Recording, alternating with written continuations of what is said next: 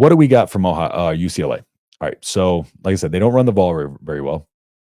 Eric Bieniemy is their OC. We know Eric Bieniemy is a good offensive mind, right? Good offensive coach. They do have some talent on that team, and they are getting better. I will say that they are improving week over week. They just had a 34-32 win over Rutgers, I believe it was. So, defensively, a lot is left to be desired. They don't get after the quarterback a ton, so they pass with some success. The pass blocking it's been bad, and it improved, and it has improved with each and every single game over the season for UCLA. But there's still a lot to be desired. It's still a struggle. Nebraska is going to have an opportunity to put pressure on Ethan Garbers, probably potentially without having to send a lot of blitzes or without having to send a ton of guys, which in that instance will put Nebraska in a very good position to be able to force turnovers and or be a little bit more aggressive on the defensive side of the ball, because then you have more elements at play, right? When you don't need to commit as many people to the run game, then you can have a couple more free rushers. You can have more free dogs. Let's say you've got 6 men in coverage and you have 2 guys. Now you can get creative with what you want to do with them, because you don't necessarily fear the run game if you can stop that with your defensive line up front, which Nebraska has been able to do in most games this season outside of the Indiana game. Illinois, they stopped for the most part, but Illinois started getting those gashing runs in the second half because they committed to that. So UCLA -7 in the turnover margin. So they're not a team that's going to, win the turnover battle against you. They don't force a ton of turnovers. They do turn the ball over a pretty good bit, and their pass rush isn't great. So this is an opportunity here where Dylan's going to have time in the pocket. And I think I said that earlier about the off-platform stuff. I think this is a game where Dylan's going to have the chance to be able to finally kind of settle in the pocket and be able to kind of just hit some of his receivers and just get into some of these timing routes, right? Really start to just really kind of work some of these timing things and hopefully add some elements to this passing game that we didn't have before, the short intermediate passing game that needs work, that needs to be utilized more. And again, the stuff to the edges just isn't working. The edges are not working mainly because I don't know if there's enough creativity even in our screen games and stuff like that, because how quick the defenders are triggering downhill on these screens leads me to believe that there's some kind of tell in this, because they're triggering downhill before any of our perimeter guys can even get their punch out to lay a block, or they're just a half step late doing it. I don't know if it's a timing thing on the receiver's part. I don't know if it's a timing thing on the quarterback part, because that's a question that Satterfield would have to answer. But something is not right there, because again, they are triggering downhill. It's like they're seeing it on film and then they just trigger downhill, which leads me to what that Ohio State receiver said about some of the route concepts Nebraska's running being the same repeat patterns that they've ran earlier this season that they saw on film. Now, one thing I will say, Maliki Matavo is the tight end for UCLA. That's a guy we're going to need to look out for. They use him the most in the passing game. They use him a lot in the middle of the field. So they are a team that's going to target the middle of the field. They're going to try to bring you down and kind of get your linebackers down, and then they're going to try to come over the top a little bit. But for the most part, they keep it kind of in that underneath range. When it comes to running the ball, Ethan Garbers, he had a long run against Rutgers. He can run the ball. He's pretty athletic, and he can make you miss. However, I don't think he runs enough to have a dedicated spy, so I don't think we'll have to have an extra body unless he gets loose a couple times. Then we might add that element in. But their running backs, they use their running backs for a ton of kind of swing passes, dump passes. That's one of the things that stood out to me the most so far. And right now, I'm working through their older film. I haven't got the Rutgers UCLA film. I requested that, so I'm trying to get the Rutgers UCLA film, but from previous weeks, and then we're just going back and watching the Rutgers game with the broadcast, seeing what I could see. Not a big fan of just watching the broadcast but the dump downs are there. They will check it down. They will take what the defense gives. They will take the underneath, which is where Nebraska's tackling has to be improved. And tackling was great last week for Nebraska. It was one of the better performances we had tackle wise in a long time, and that was another aspect of the Indiana game that we didn't do well, is tackle well. So um, now going over more of the offense, TJ Harden he leads the team at 26 receptions. Now he's a running back. Okay, so he has 26 receptions, and then they have Keegan Jones. Yeah, he's got about, I think, like 13 catches or so, but he's quick, right? He'll get the ball and he can accelerate quick and get up to speed quick. And then Logan Loya, the receiver, they like to use him a lot in the red zone. So those are the guys on the offensive side of the ball for UCLA that we need to be on the lookout for. UCLA's run defense is very good. Yes, they do have a very good one of the top 15 run defenses in the country. The schedule so far, they have no choice but to improve. I mean, they must have had the most difficult schedule in all of college football. It's not been easy, but we need different blitz checks, throw more jump balls to Banks and Nair. I think instead of more jump balls to Banks and Nair, I do feel like we could use that a lot more in the red zone, especially. Like, I don't understand why we're not using Banks and Fedoni, like use those guys' height in the red zone, and why we're not throwing, at least trying to throw a fade, back corner fade, something like that. We're just trying to run. We're just trying to run. So definitely do, and the blitz checks for sure. Yes, absolutely. I think one thing right now is we're not keying on those pre-snap reads. We're not keying on pressure's coming from here. I need to be alerting to this guy, and I need to have, somebody hot route ready to go. But those are things that I think will come in time with Dylan. He's got a lot on his plate right now too, but I do think these things kind of are slowly but surely getting better. But yes, we need a lot of work on that for sure. Where's the counter to the 11? Wait, see, where's the counter to the 11 or whatever screens? Fake wheel on the last drive to win the game. Any kind of creativity. Where is the counter to the 11 or whatever screens? Fake wheel on the last drive to win the game. Any kind of creativity.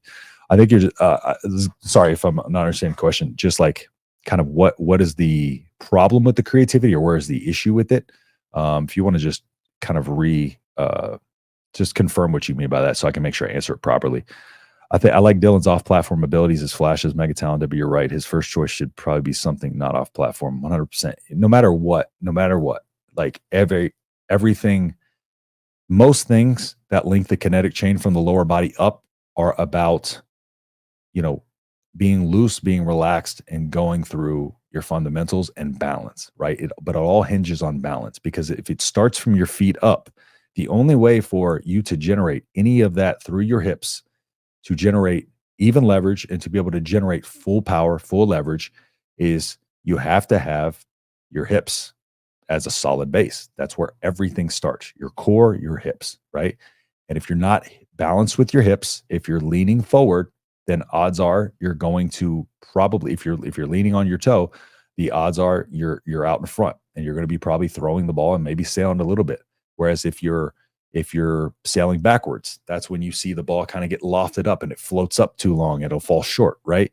That's where the balance comes in. And if now those are the extreme ones, but if those are a little bit off, if you're a little bit out in front of yourself, right? That little extra couple inches can make all the difference between that overthrow and not. It's just really about just getting that same follow through each time, keeping that opposite hand up. And you'll see Dylan, he you can tell he's been taught this whole method of keeping this up, because he has that little phone thing going. If you watch his follow through or see any still pictures, he's like that. And I think a lot of times when players get comfortable being able to make the off platform throws, I think they do just become a little bit, I guess, too quick to go to that. And I think that's one of the things that he's going to learn in time, is just, and I think some of it's due to, maybe just happy feet. Glenn Thomas says it all the time: calm feet equal calm mind for a quarterback, right?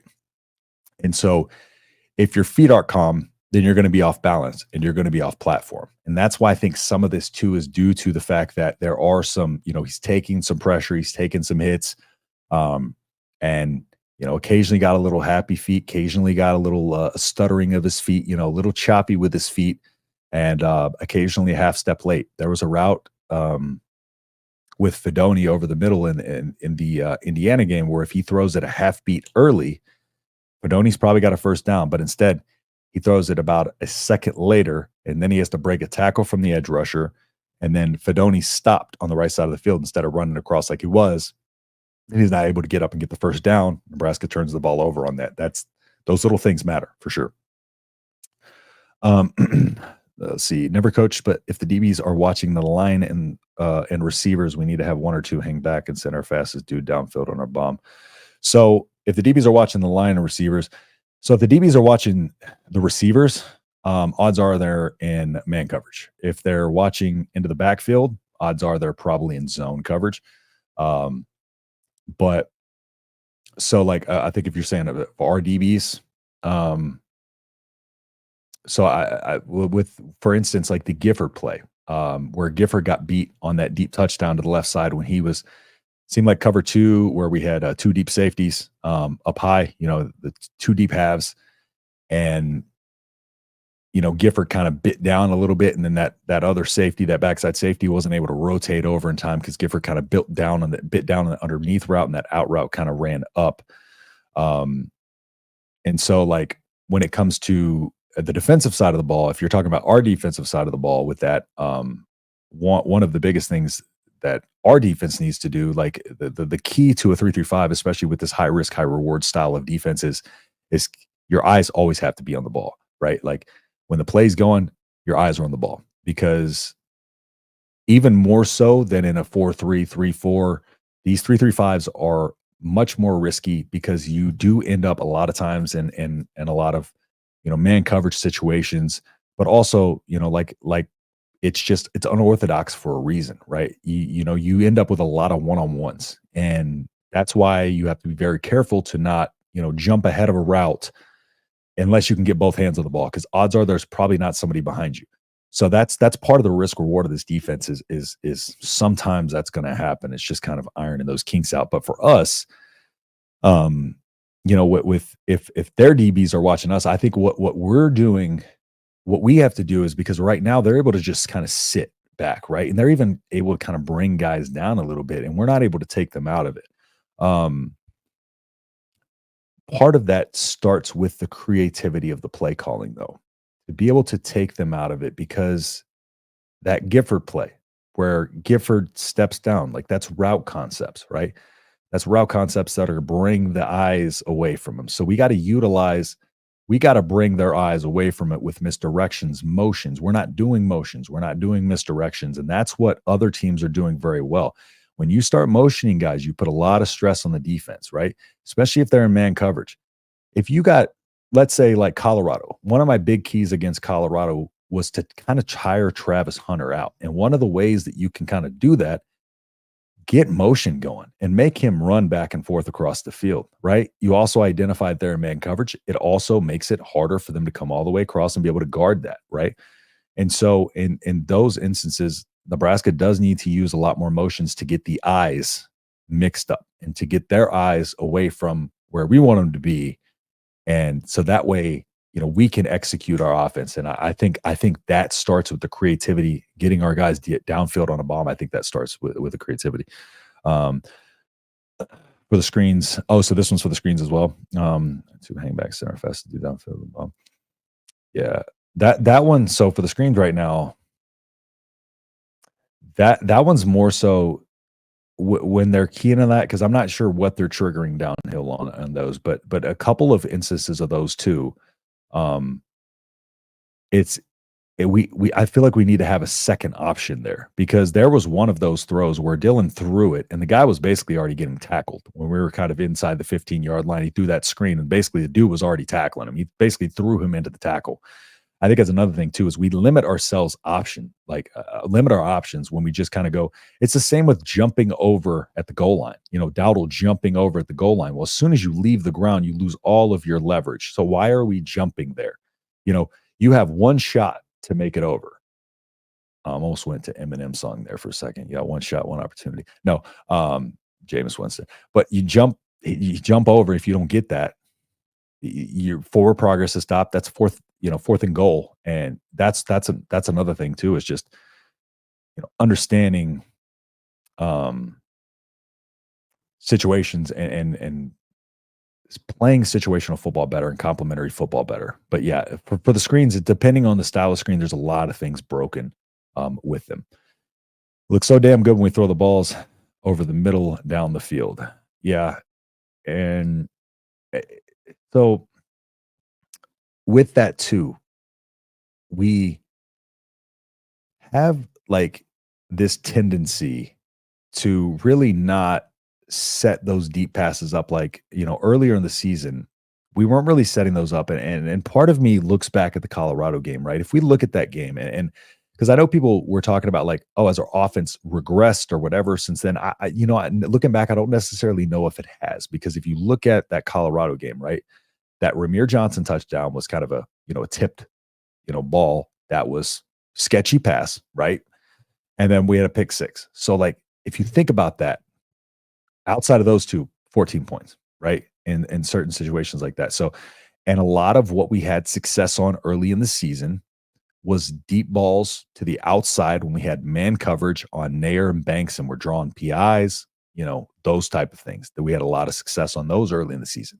It seems like we're not getting those situations anymore, right? And that's why I feel like this offense is stalling. I feel like maybe we had a false sense of what this offense was in a couple of those games early this season, and now now it's kind of starting to set in. But yes, throwing the ball over, utilizing the middle of the field is key, especially in a game where so many teams run cover two.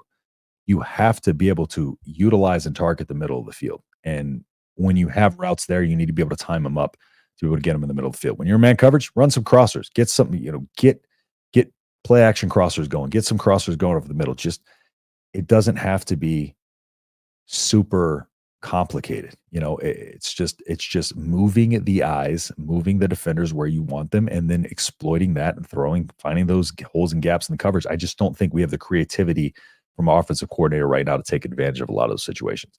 Screen can be our version of play action if they're biting too hard. Yeah, that's what I'm saying. Like maybe like the tunnel screen to Ramir against Rutgers, where we faked it one direction and threw it back the other, but he kind of came up the middle with it.